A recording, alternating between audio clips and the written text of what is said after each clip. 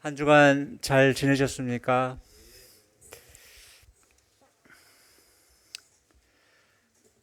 오늘은 제가 방금 말씀드렸던 것처럼 SBA 교재 그 빌립보서 사과죠. 서가에 대한 내용을 가지고 교재를 이렇게 나눠 보도록 하겠습니다. 빌립보서 이제 3장 17절부터 4장 23절 끝부분까지가 해당이 됩니다. 우선 저희들 본문을 빨리 한번 읽어보고 이렇게 제가 이렇게 진행하겠습니다. 교독으로 한번 읽어보도록 하겠습니다. 자, 17절부터 3장 17절부터 제가 한 절 읽고 우리 성도님들 한 절 읽고 약간 빠르게 읽겠습니다. 형제들아 너희는 함께 나를 본받으라. 그리고 너희가 우리를 본받은 것처럼 그와 같이 행하는 자들을 눈여겨보라. 너에게 말하였거니와 이제도 눈물을 흘리며 말하노니 여러 사람들이 그리스도의 십자가의 원수로 행하느니라. 19절입니다. 그들의 마침은 멸망이요 그들의 신은 배요 그 영광은 그들의 부끄러움에 있고 땅의 일을 생각하는 자라. 그러나 우리의 시민권은 하늘에 있는지라. 거기로부터 구원하는 자 곧 주 예수 그리스도를 기다리노니. 21절 그는 만물을 자기에게 복종하게 하실 수 있는 자의 역사로 우리의 낮은 몸을 자기 영광의 몸의 형체와 같이 변하게 하시리라. 사모하는 형제들 나의 기쁨이여 면류가 아닌 사랑하는 자들아 이와 같이 주 안에서 서라. 4장 2절입니다. 내가 유어디아를 권하고 순두개를 권하노니 주 안에서 같은 마음을 품으라. 나와 멍에를 같이 한 네게 구하노니 복음에 나와 함께 힘쓰던 저 여인들을 돕고 또한 글레멘드와 그 외에 나의 동역자들을 도우라. 그 이름들이 생명책에 있느니라. 주 안에서 항상 기뻐하라. 내가 다시 말하노니 기뻐하라. 너희 관용을 모든 사람에게 알게 하라. 주께서 가까우시니라. 4장 6절입니다. 아무것도 염려하지 말고 다만 모든 일에 기도와 간구로 너희 구할 것을 감사함으로 하나님께 아뢰라. 그리하면 모든 지각에 뛰어난 하나님의 평강이 그리스도 예수 안에서 너희 마음과 생각을 지키시리라. 8절입니다. 끝으로 형제들아 무엇에든지 참되며 무엇에든지 경건하며 무엇에든지 오르며 무엇에든지 정결하며 무엇에든지 사랑받을 만하며 무엇에든지 칭찬받을 만하며 무슨 덕이 있든지 무슨 기림이 있든지 이것들을 생각하라. 너희는 내게 배우고 받고 듣고 본 바를 행하라. 그리하면 평강의 하나님이 너희와 함께 계시리라. 10절 내가 주 안에서 크게 기뻐함은 너희가 나를 생각하던 것이 이제 다시 싹이 남이니 너희가 또한 이를 위하여 생각을 하였으나 기회가 없었느니라. 내가 궁핍함으로 말하는 것이 아니니라. 어떠한 형편에든지 나는 자족하기를 배웠노니. 12절 나는 비천에 처할 줄도 알고 풍부에 처할 줄도 알아. 모든 일 곧 배부름과 배고픔과 풍부와 궁핍에도 처할 줄을 아는 일체의 비결을 배웠노라. 내게 능력 주신 자 안에서 내가 모든 것을 할 수 있느니라. 14절 그러나 너희가 내 괴로움에 함께 참여하였으나 잘하였도다. 빌보 사람들아 너희도 알거니와 복음의 시초에 내가 마게도냐를 떠날 때 주고받는 내 일에 참여한 교회가 너희 외에 아무도 없었느니라. 16절 데살로니가에 있을 때에도 너희가 한 번뿐 아니라 두 번이나 나의 쓸 것을 보내었도다. 내가 선물을 구함이 아니요 오직 너희에게 유익하도록 풍성한 열매를 구함이라. 내게는 모든 것이 있고 또 풍부한지라. 에바브로디도 편에 너희가 준 것을 받음으로 내가 풍족하니 이는 받으실 만한 향기로운 제물이요 하나님을 기쁘시게 한 것이라. 나의 하나님이 그리스도 예수 안에서 영광 가운데 그 풍성한 대로 너희 모든 쓸 것을 채우시리라. 20절입니다. 하나님 곧 우리 아버지께 세세무궁하도록 영광을 돌릴지어다. 아멘. 그리스도 예수 안에 있는 성도에게 각각 문안하라. 나와 함께 있는 형제들이 너에게 문안하고. 22절 모든 성도들이 너에게 문안하되 특히 가이사의 집 사람들 중 몇이니라. 아멘. 오늘 저는 성도의 삶을 위한 바울의 권면이라는 제목으로 본문을 요약해 이렇게 보고자 합니다. 본문을 저는 이제 다섯 개의 파트로 이렇게 나누어 보았습니다. 첫째로요, 바울을 본받으라는 것인데요. 빌립보서 3장 17절에서 4장 1절까지의 말씀 속에서 확인해 볼 수 있습니다. 3장 17절에서 바울은 빌립보 교회를 향해서 자신을 본받으라고 말씀하며 바울처럼 행하는 자들이 있음을 밝히고 있습니다. 우리가 남들에게 영적으로 좋은 본을 보이는 삶을 살고 자신을 본받으라고 할 수 있는 것은 성숙한 자의 모습이라고 생각이 됩니다. 또한 바울의 동역자들처럼 그렇게 행하는 자들을 주목하라고 합니다. 3장 17절에서요, 우리가 따라야 할 사람들에 대해서 말하고 있는데요. 그러한 사람들이 있는가 하면은 18절에서는요, 우리가 따르지 말아야 할 사람들에 대해서 언급을 하고 있습니다. 서로 이렇게 확연하게 대조가 되고 있는데요. 18절에서요, 3장 18절에서 그리스도의 십자가에 원수로 행하는 많은 자들이 있음을 바울은 눈물을 흘리며 이렇게 밝히고 있습니다. 그들의 그 정체에 대해서 명확하게 언급을 하고 있지 않아서 그들이 3장 2절에 등장하는 거짓 유대주의 교사들인지 아니면 하나님의 은혜를 죄를 위한 세격거리로 바꾼 거짓 교사들인지는 밝히지 않았습니다. 저희들이 쓰고 있는 SBA 교재 문제에서는 도덕 폐기론자라는 말을 언급을 하고 있는데 후자의 그 거짓 교사들이라고 보는 것 같습니다. 어쨌든 간에요, 그들의 결국은 멸망이며 그들의 신은 배이고 그들의 영광은 그들의 부끄러움에 있다고 언급을 하고 그들의 관심사는 땅의 일들이라고 3장 19절에 언급되어 있습니다. 이 멸망이라는 이 말은 결국 이제 그들의 운명은 영원한 불못에 가게 되는 심판을 받게 된다는 것이죠. 그리고 그들의 신은 배라는 그런 의미를 생각해 볼 때 그들의 모든 활동, 어떤 종교 활동들을 포함한 그들의 모든 활동은 그들의 그 식욕을 채우기 위한 음식이 그 목적이 된다, 이렇게 볼 수 있겠습니다. 그리고 그들의 영광은 그들의 부끄러움에 있다는 것입니다. 온갖 그 부끄러움, 그런 일들을 추구한다는 것이지요. 그런 것들을 영광으로 생각한다는 것이죠. 그래서 그들의 관심사는 온통 땅의 일들 뿐이어서 그들은 마치 자기들이 이 세상에서 영원히 살 것처럼 이렇게 살았다는 것입니다. 이러한 그 그리스도의 십자가의 원수로 행하는 자들과 대조적으로 바울과 빌립보 교회의 특징이 20절과 21절에서 이렇게 언급되고 있습니다. 바울은 우리의 그 시민권은 하늘에 있다고 밝히고 있습니다. 이 땅의 시민이지만은 당시 상황에서는 바울도 로마의 시민권자였잖아요. 그리고 로마의 그 빌립보에 있던 빌립보 교회를 생각할 때 빌립보도 당시 로마의 식민지였습니다. 그래서 그 빌립보 교회 성도들도 로마 시민권자였었겠지요. 이 땅의 시민이지만 진정한 시민권은 하늘에 있다는 것입니다. 또한 바울은 우리의 소망은 땅에 있는 것이 아니고 하늘로부터 구원자이신 예수 그리스도를 간절히 기다리는 것이라고 언급합니다.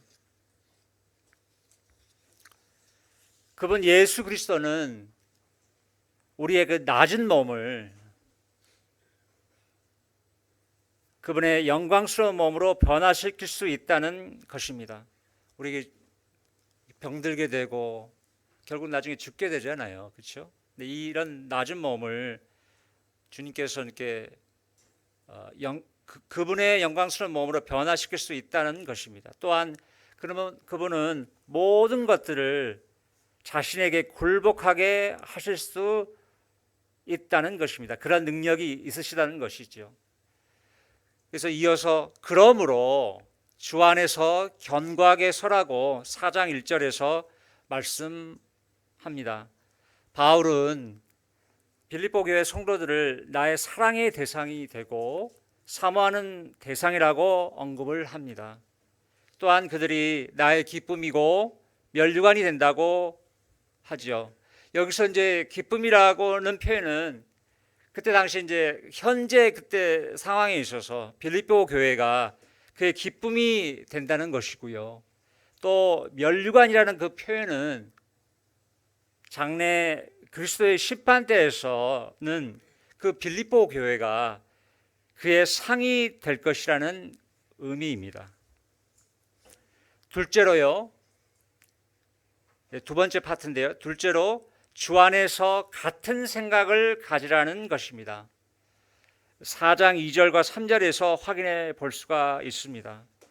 빌립보 교회에는요, 유오디아와 순두계라는 자매들이 있었는데요. 두 자매들 모두 복음 사역에 있어서 바울과 함께 힘썼던 신실했던 분들이었던 것 같습니다. 하지만 무슨 일인지는 정확하게는 모르겠으나 관계가 틀어져 있었던 것 같아요. 이들을 향해서 바울이 같은 생각을 가지라고 권면합니다. 특별히 빌립보서 2장에 그 주님의 겸손에 관한 내용들은 이러한 자매들의 틀어진 관계를 염두에 두고 바울이 썼을 것입니다. 진짜 그 구체적인 문제를 나중에 언급하는 바울의 서신을 기록하는 그런 스타일을 엿보게 됩니다.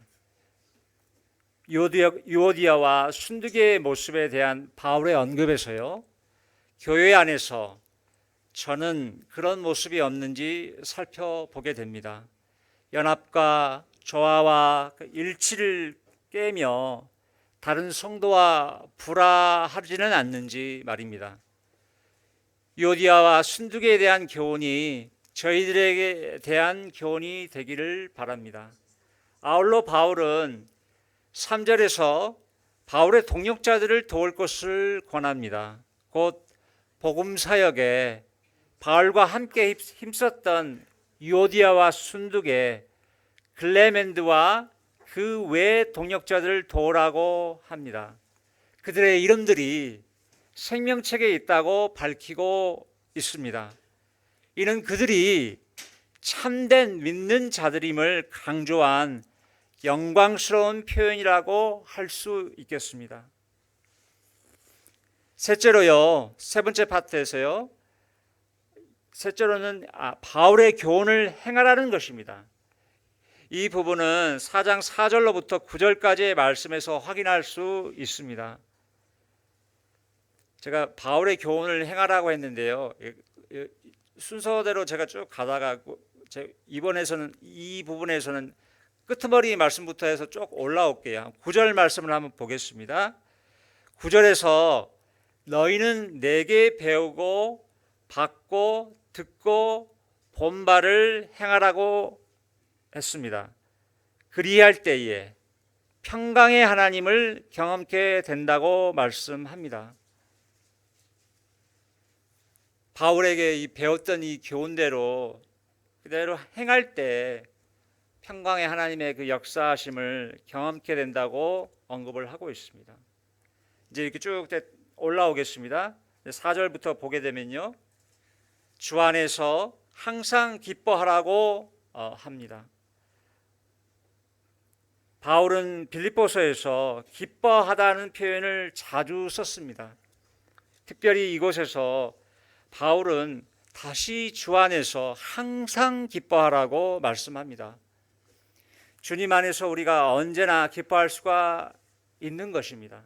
그냥 기뻐하라고 하면은 그것은 저희들에게 곤욕스러운 짐이 될 것입니다. 주님 안에서 그럴 수가 있습니다. 그리고 상황이 어려울 때도 언제나 주님 안에서 기뻐할 수가 있습니다. 그리고 4장 4절에서요, 너희 관용을 모든 사람에게 알게 하라고 말씀합니다. 이 관용이라는 말은요, 원어적으로 자제하는, 보복하지 않는 정신을 의미합니다. 영어 성경의 표현을 보면요, 신사다움이라고 나와 있습니다. 여성형으로 표현을 하면요, 숙녀다움이 되겠지요. 우리의 삶 속에서 사람들 가운데서 그리스도인으로서 신사숙녀답게 행해야 하는 것입니다. 주께서 가까우시기에 더 그래야 하는 것입니다. 주님이 우리와 가까이 계시고 또한 주님의 공중재림이 가까웠다는 것입니다. 주님의 임재를 늘 의식할 때에 우리의 태도가 바뀔 것입니다. 또한 4장 6절 7절에서 기도와 간구로 하나님께 나아가는 삶을 살 것을 언급합니다. 아마 많은 성도님들이 이 구절들을 암송하실 것입니다. 살다 보면은 참 여러 일들을 겪게 됩니다. 바울은 우리에게 이럴 때에 아무것도 염려하지 말라고 말씀합니다.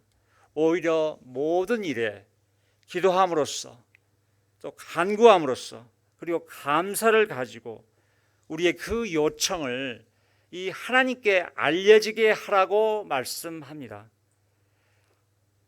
하늘 아버지께 기도와 간구를 올려드리라는 것입니다. 그리할 때에 하나님의 평화가 우리 마음과 생각을 지킬 것이라는 것입니다. 기도와 간구를 하나님께 드릴 때에 우리는 놀라운 그분의 평화를 누리게 될 것입니다.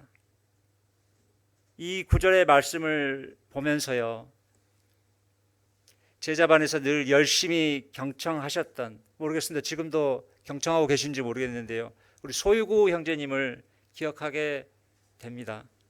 우리 소 형제님을 위해서 기도드립니다. 이어서 본문 4장 8절에서는요, 가치 있는 것들을 생각하는 삶을 살라고 말씀합니다. 제가 쭉 한번 열거를 해볼게요. 참된 것, 경건한 것, 옳은 것, 정결한 것, 사랑받을 만한 것, 칭찬받을 만한 것, 덕이 있는지 기름이 있는지를 매사에게 고려하라는 것입니다.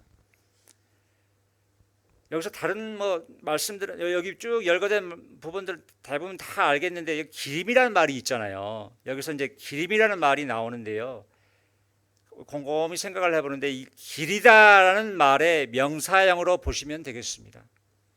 우리말 그 길이다라는 것은요, 뛰어난 업적이나 바람직한 정신, 위대한 사람 따위를 칭찬하고 기억하다는 그런 의미입니다. 그래서 무슨 기림이 있든지는 칭찬할 만한 것이 있는지 그런 의미입니다. 넷째로요, 네 번째 파트입니다. 넷째로 빌립보 교회의 지원에 대한 감사가 4장 10절로부터 20절까지 해서 언급되고 있습니다. 여기서 여러 장황한 말들을 이렇게 바울이 하는 것 같지만요, 빌립보 교회의 지원에 대해서 감사하는 부분인 것입니다. 4장 10절에서 바울은 빌립보 교회의 헌신에 기뻐했습니다. 4장 11절로부터 13절 말씀에서는 수감 중인 바울의 삶의 태도를 언급합니다. 11절 12절에서 바울은 자족하는 삶을 살았습니다. 어떠한 형편에도 자족하기를 배웠습니다. 13절에서요, 그는 능력 주시는 자 안에서 믿음으로 사는 삶을 언급합니다. 4장 13절 말씀도요, 성도님들 많이들 암송하실 것입니다. 이번에 저희들 배우는 과에는 그렇게 유명한 구절들, 저희들이 많이 암송하는 구절들이 좀 제법 있었던 것 같습니다. 내게 능력 주시는 자 안에서 내가 모든 것을 할 수 있느니라고 바울은 고백합니다. 하나님께서 바울에게 하기를 원하시는 모든 것을 능력 주시는 그리스도 안에서 할 수 있다는 것입니다. 4장 14절이 그러나로 시작하는 것은 의미심장합니다. 그는 그의 괴로움이 있었던 것입니다. 바울은 자신에게 능력 주시는 분 안에서 모든 것을 할 수 있었지만 수감 생활을 견뎌야 했던 것입니다. 4장 14절로부터 18절 말씀에서 바울은 빌립보 교회의 경제적인 도움에 감사하고 있습니다. 빌립보 교회의 섬김은 바울의 괴로움에 함께하는 것이었습니다. 또한 빌립보 교회에 대한 과거의 회상을 통해서 마게도냐를 떠날 때 바울과 함께 했었고 데살로니가에 있을 때 2번의 지원이 있었음을 언급합니다. 4장 17절에서 바울은 빌립보 교회가 풍성한 열매를 맺기를 구합니다. 그리해서요 그들의 하늘 계좌가 풍성하여져서 주님께 칭찬받기를 바랬던 것입니다. 4장 18절에서 바울은 충성스러운 형제인 에바브로디도를 통해서 빌립보 교회의 후원을 받아 감사함을 이렇게 표현하고 있습니다. 그들의 후원이 받으실 만한 향기로운 제물이며 하나님을 기쁘시게 하는 것이라고 밝힙니다. 4장 19절은 빌립보 교회의 섬김에 대해서 하나님께서 빌립보 교회에 쓸 것을 공급하실 것을 말씀합니다. 곧 약속의 말씀입니다. 4장 19절도 많은 성도님들이 암송하시는데요. 문맥에 맞게 잘 살펴보아야 하는 구절이라고 생각합니다. 하나님께서 우리의 필요를 채우시지만은 먼저 그분의 일을 위해 우리가 헌신할 때에 풍성히 우리의 필요를 공급하신다는 것입니다. 관련해서요. 마태복음 6장 33절에서 그런즉 너희는 먼저 그의 나라와 그의 의를 구하라. 그리하면 이 모든 것을 너희에게 더하시리라고 했습니다. 그분의 나라와 그분의 의를 먼저 구하는 삶에 하나님이 주목하십니다. 헌신적으로 하나님께 드린 자들은 절대로 부족함이 없을 것입니다. 4장 20절에서는 바울은 그러한 하나님께 경배 드립니다. 4장 10절로부터 29절까지의 그 네 번째 파트, 빌립보 교회의 지원에 대한 감사를 통해서 우리는 선교사들, 전심 사역자들을 기억하고 재정적으로 지원하는 일들을 해야 할 것입니다. 마지막으로 이제 5번째 파트인데요. 5번째는 성도들에 대한 문안 인사가 4장 21절로부터 23절까지의 말씀을 통해 언급됩니다. 이 서신이 빌립보 교회 성도들 가운데 읽혀질 것을 생각하면서 바울은 빌립보 교회 성도들에게 문안 인사를 합니다. 바울과 함께하는 형제들이 문안함을 밝히면서 특별히 가이사의 집 사람들 중 몇을 22절에서 언급합니다. 놀라운 일입니다. 수감 생활 가운데 그는 로마 황제 가이사 집 사람들을 복음을 증거해서 얻었던 것입니다. 잠언 30장 28절을 보면요. 땅에 작고도 여기 보면은 우리 개역 성경에는 도마뱀으로 나오거든요. 근데 여기 보면요. 다른 번역본을 보면 땅에 작고도 가장 지혜로운 것들 가운데에 왕의 궁궐에 기술 좋게 자기 더듬이로 달라붙어 사는 거미가 언급되고 있습니다. 킹제임스 성경이나 뉴 킹제임스 성경을 번역본들 그런 거를 보면은 그렇게 번역이 되어 있어요. 거미라고 나와 있어요. 왕궁에 사는 거미. 그러한 궁궐에 사는 거미와도 같은 그리스도인들의 그 귀한 간증을 종종 듣습니다. 복음은 모든 장벽을 넘어서 역사합니다. 우리의 복음 증거를 통해서 그러한 일들이 계속적으로 나타나기를 기도합니다. 마지막 절 20절 말씀을 읽고 요약을 마치겠습니다. 주 예수 그리스도의 은혜가 너희 심령에 있을지어다. 아멘. 감사합니다.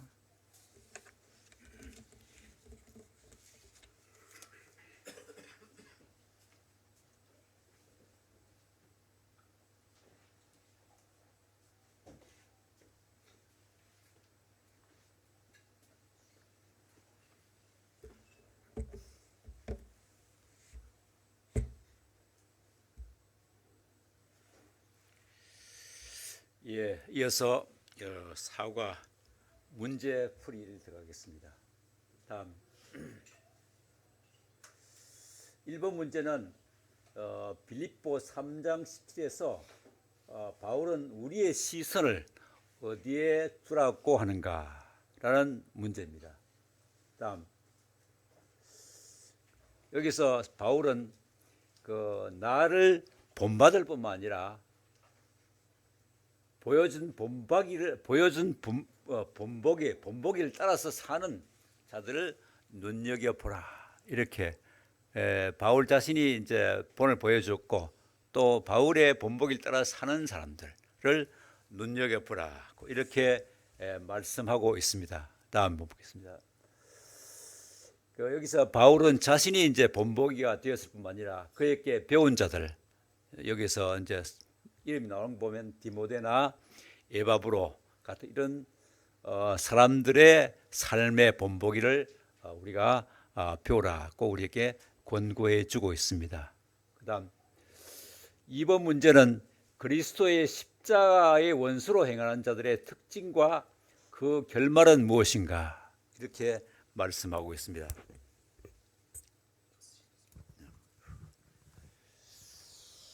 먼저 이 십자가의 원수로 행하는 자들의 결말은 그들을 마침은 영원한 멸망이다. 다시 말씀드리면 종말에 백보자 심판을 받아 불과 유황못에 들어갈 것을 말씀해 주고 있습니다. 그 다음 특징을 보겠습니다.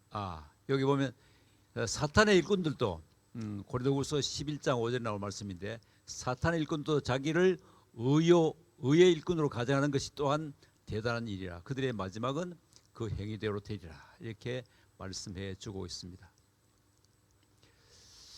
그 다음에 이제 십자가의 원수로 행하는 자들의 그 특징은 첫 번째, 그들의 신은 배다. 이렇게 말씀하고 있습니다. 신은 배는 이제 우리 위를 말하고 있죠. 위. 아까 식욕도 말씀했는데, 맛있는 음식을 찾아 전국을 우리 찾아다니는 맛집 탐방을 하는 사람들 이런 사람들이 바로 그들의 신은 배다. 실제로 우리 이제 맛있는 음식을 찾아다니는 사람 많습니다. 그죠? 여기서 1시간, 2시간 이런 거리에 있는데, 거리에 있는 맛집도 찾아가는 사람들이 있어요. 그럼 그런 이제 결국은 이제 음식으로 행복을 찾는 자들이죠. 그래, 육신의 욕망을 찾아다니는 자들이다. 이렇게 볼 수가 있습니다. 두 번째 특징 보겠습니다. 그들의 영광은 부끄러움 속에 있다. 영광은 아주 참 우리가 칭찬할 만한 아주 놀라운 것, 존경한 것인데, 부끄러움이 있다는 것은 이건 비꼬는 말로서 그들이 기뻐하는 행동은 부끄러운 일이고, 또 십자가의 원수로 행함으로 그들은 어두움 속에 살고 있다는 것을 말씀해 주고 있습니다. 그 다음 세 번째 보겠습니다. 땅의 일을 생각한다. 아까 2차 원형도 되겠지만 그들은 하루 종일 또 죽을 때까지 땅의 일에 초점을 맞춰서 삽니다. 어떻게 하면 돈 많이 벌 거냐, 그죠? 어떻게 하면 우리가 즐길 거냐, 이런 데 초점을 두고 있습니다. 그들은 그리스도를 알지 못하고 그리스도의 십자가를 배척하는 자들이다. 이렇게 볼 수가 있습니다. 그 다음 또한 우리가 1번, 2번 통해서 얻는 교훈은 무엇인가 라고 말씀하게 주고 있습니다. 여기서 우리는 바울의 본보기를 따라 사는 자들과 그리스도의 십자가의 원수로 사는 자들을 극명하게 대조시키고 있는 것을 볼 수가 있습니다. 그 다음 이 전자는 우리는 그 하늘의 시민권을 가진 자들이고, 후자는 영원히 멸망당할 사람들입니다. 전자에 속한 자들은 그리스도의 영광스러운 몸같이 변화될 것입니다. 그다음 그래서 참 우리도 이 생활 속에서 우리 성도들의 본이 되고 있는가 우리 자신들이 살펴볼 수 있는 그런 말씀이라 볼 수 있습니다. 사실 그 성도들의 본이 된다는 것은 굉장히 어렵지 않습니까? 그 내가 박주환 형제의 모습을 따라서 살아야 되겠다. 이래 되는 건 참 힘들잖아요, 그죠? 그래서 참 우리가 삶 속에서 참 모든 성도들의 본이 되는 그러한 삶을 사는 것이 참 중요하다 생각됩니다. 그다음 요디아와 순두계는 어떤 상황에 있으며 바울은 그들에게 무엇을 권하고 있는가?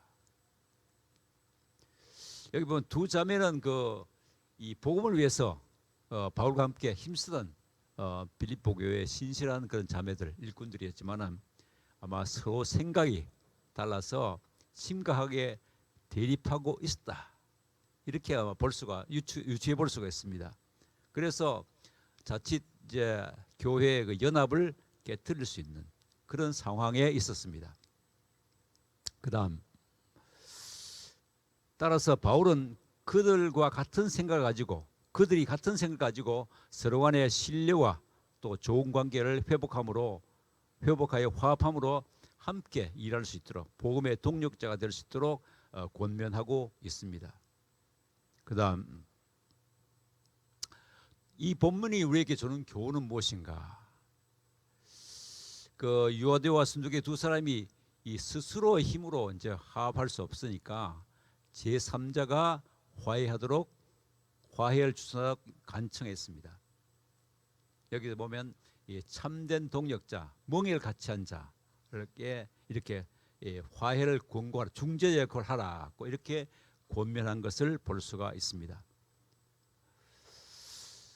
이 교회 안에 이제 분쟁이 있을 때에는 항상 어느 이제 양쪽 갈라지거든요. 갈라지면 우리가 한 편에 속할 수가 있어요.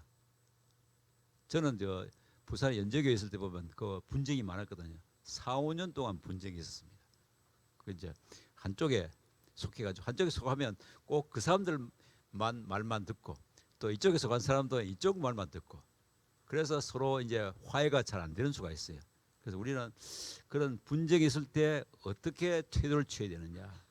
그 한편에 속하지 말고 제3자 입장에서 우리가 문제를 볼 수 있어야 되고 이 편파적이 되지 않아야 된다는 것을 우리가 교훈을 받을 수가 있습니다. 그 다음 넘어가겠습니다.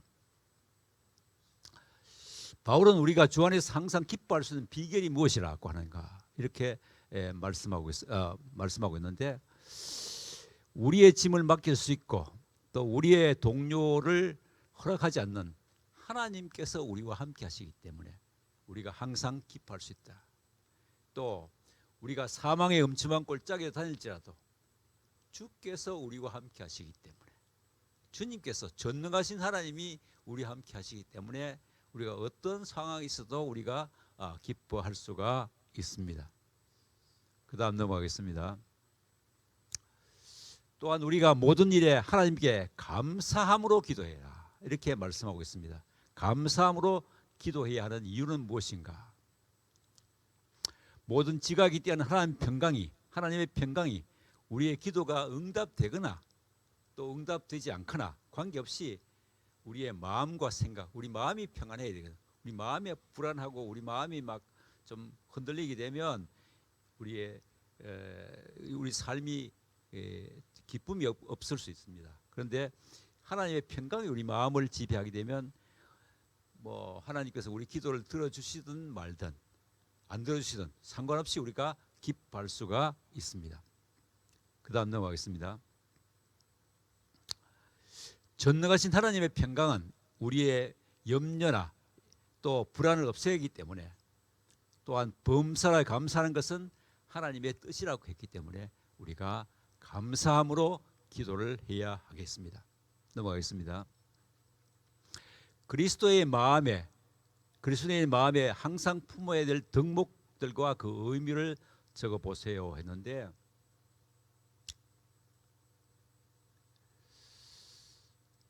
그다음 넘어가겠습니다. 덕목들. 여러분 아까 말씀드렸습니다만은 참돼야 된다. 우리 말과 생각과 말과 행동에서 우리가 참돼야 된다. 진실해야 된다. 이렇게 말씀해 주죠.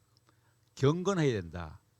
경건하다는 것은 우리의 삶이 경건하다는 것은 좀 이게 약간 좀 추상적이잖아요. 그런데 여기 뭐냐면 영어에 보면 노블이어서 좀 고귀한 삶을 살아야 된다. 또 무엇이든지 오르며 했는데 옳다는 것은 이제 의롭다 그런 것을 말씀해주고 있고 정결하다는 것은 순결하다. 또 사랑스럽다는 것은 모든 사람들에게 기쁨을 준다는 그런 의미가 있습니다. 또 모든 일에 무엇이든지 칭찬할 만하다. 칭찬받을 만하다는 것은 우리가 참 보면 그 일은 참 그 형제를 보면 참 감탄할 만하다 이런 그 의미도 포함되어 있다고 합니다. 그 다음 넘어가겠습니다. 바울은 어떤 형편 비천하거나 풍부하거나 배부르거나 궁핍하거나 어떤 형편에 있든지 신앙을 잃지 않고 만족할 수 있는 비결은 무엇입니까? 이렇게 말씀해 주고 있습니다. 그에게 능력 주시는 그리스도와의 생생한 연합 때문에 비결이 뭐냐? 그리스도와 연합이기 때문에 그는 이 땅에서의 어떤 삶을 초월한 그런 아마 마음가짐을 가지고 있었던 것 같아요. 이 세상의 일에 뭐냐면 초월할 수 있는. 그래서 어떤 형편에 있든지 만족할 수가 있었습니다. 그 다음 넘어가겠습니다. 또한 내게 능력 주시는 분 안에서 내가 모든 것을 할 수 있다는 말씀은 그리스도인은 무엇이든지 할 수 있다는 말씀으로 오해하는 경우가 있다. 그렇다면 이 말씀의 진정한 의미는 무엇인가? 그 사도 바울은 그 그리스도와의 죽음과 부활에 연합했다고 그래 말하고 있습니다. 그러니까 이미 나는 죽었고 또 그리스도의 부활에 내가 능력으로 동참했기 때문에 아마 이 세상 삶에 대해서 약간 초월한 입장에서 살았던 것 같아요. 그래서 배부르거나 굶주리거나 풍족하거나 궁핍하거나 어떤 상황에서도 만족할 수 있도록 그리스도 안에서 하나님의 능력의 원천을 발견했다. 그런 말씀이라고 볼 수 있습니다. 넘어가겠습니다. 바울은 빌립보 교회가 자신의 괴로움에 어떻게 참여하였다고 말하고 있는가? 띄워보겠습니다. 빌립보 교회는 이 복음을 믿고 갓 출발한 햇병아리 교회였어요. 금방 개척한 그런 교회였지만은 사도 바울의 고난과 어려움을 배려해서 여러 번 물질적 지원을 함으로써 그 괴로움에 동참했습니다. 이 에베소 교회에서 이제 쫓겨나서 이제 데살로니가 교회에 갔는데 데살로니가 교회 있을 때부터 이 그 빌립보 교회에서는 그 다 바울을 지원했거든요. 그래서 아주 갓 출발한 그런 햇병아리 교회였지만은 이런 사도 바울의 물질적 지원을 참여했다고 볼 수가 있습니다. 그다음 바울이 빌립보 성도를 위해서 구하는 것은 무엇인가? 이 바울은 빌립보 성도들의 예금 계좌의 잔고를 증가시킬 열매를 구했다. 여기 보면 그 너희의 유익을 증가시킬 뭐 그렇게 표현했죠. 열매를 구했는데 여기서는 예금 잔고, 이 상업적인 표현이거든요. 칼포스 다음 보겠습니다. 이 열매라는 것은 이제 헬라 칼포스는 예금 잔고를 증가시키는 이자라는 그런 의미도 상업적 의미를 가지고 있습니다. 그래서 우리의 예금 계좌가 풍성하도록 열매가 풍성하기를 구했다고 볼 수가 있습니다. 9번 바울은 자신에게 보낼 빌립보 성도의 선물을 어떻게 표현하고 묘사하고 있는가? 그것은 향기로운 냄새요 하나님을 기쁘시게 하는 훌륭한 희생 제물이라 이렇게 묘사하고 있습니다. 또 18절에서 내게는 모든 것이 있고 또 풍성한지라고 바울이 말한 의도는 무엇인가? 의도는 뭐냐면 이 이바브로디도를 통해서 보낸 선물로 이제 사도 바울은 부족함이 없이 모든 것이 풍부하게 되었다는 것을 감사하는 표현이다. 풍부하다는 것은 감사를 표현하고 있습니다. 그 다음 넘어가겠습니다. 19절의 말씀에서 모든 쓸 것을 채우시리라. 이 빌립보 교회의 성도들이 모든 쓸 것으로 채우시라는 그런 말씀이 우리에게 주는 교훈은 무엇인가? 하나님께서는 우리의 물질적 필요를 채우실 뿐만 아니라 영적인 필요도 채워주신다는 데 초점을 맞추고 있습니다. 이 1장 9절에서 11절에 보면 사랑과 지식과 총명으로 오자 있습니다. 풍성하게 되고 의의 일묘가 가득하여 하나님의 영광과 찬송이 되기를 바라는 그러한 기도를 다시 한번 환기시키고 있다. 모든 것은 뭐냐면 물질적인 필요뿐만 아니라 영적인 필요도 채워주시기를 기도하고 있습니다. 다음 넘어가겠습니다. 자, 이제 전체 빌립보 1장부터 4절까지 끝났는데 빌립보를 마치면서 기억에 남는 말씀이나 교훈은 무엇인가? 이건 제 개인적인 것입니다. 2장 5절에서 9절에 보면 너희 안에 이 마음이 이제 생각이라는 뜻도 마음을 품으라. 곧 그리스도 예수의 마음이니 예수님께서 지니셨던 생각이니 그런 근본 하나님의 본체시나 하나님과 동등됨을 취할 것으로 여기지 아니하시고 오히려 자기를 비워 종의 형체를 가지사 사람들과 같이 되셨고 사람의 모양으로 나타나사 자기를 낮추시고 죽기까지 복종하셨으니 곧 십자가에 죽으심이라. 이 말씀이 아마 가장 우리 빌립보서에서 핵심되는 말씀이 아니겠느냐 이렇게 생각됩니다. 이런 말씀을 통해서 우리가 배울 그 교훈은 뭐냐? 다음 보겠습니다. 이제 그리스도의 그 겸손함과 또 자기를 낮추심, 자기를 낮추심과 또 자기 자신을 비우심을 본받아서 나도 그리스도의 마음, 그리스도의 생각을 품기를 저는 생각했습니다. 또 같이 우리 모든 성도들이 그러한 마음, 그러한 그리스도의 겸손을 배우는 계기가 되었으면 좋겠다. 이렇게 생각됩니다. 이상입니다. 기도하고 마치겠습니다.